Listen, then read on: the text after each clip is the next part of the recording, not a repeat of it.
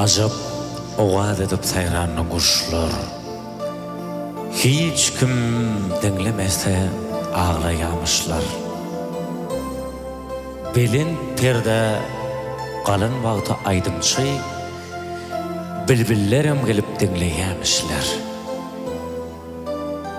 Görmöňe aşkändir jahanna, yönü menin kimin söygen tapılmaz. Uğrunda men ölsüm diyer haçanna, ölmeli bolanna ölgen tapılmaz. Aklım alıp telvediptin tasmeni, qara saçlandan halkı yazap asmeni. Seherler oyunup bağra basmeni, günürtan görenin öylen tapılmaz. Adam dünya gelýä mundan ötmäge, qara saçlan şuňlaryna ýitmäge, iň soňunda men üstüme örtmäge. Doğan tapılar, zar öýmek tapılmaz. Gülelim.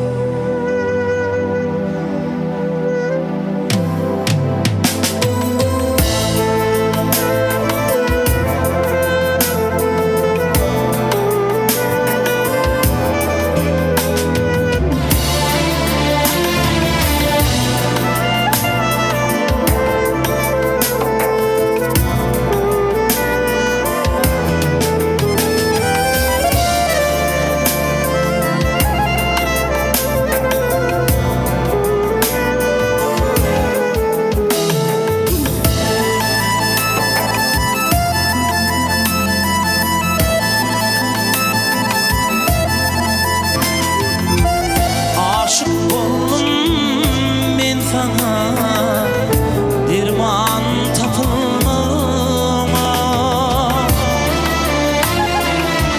rekmetleyen fin mana, sevgülüm fin gülene, rekmet canam fin mana, sevgülüm fin gülene.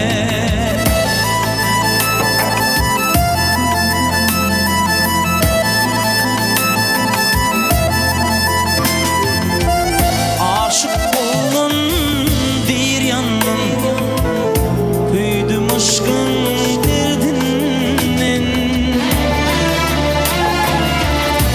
kıyıkların şafı fin fin, sevgülüm fin gülene, kıyıkların şafı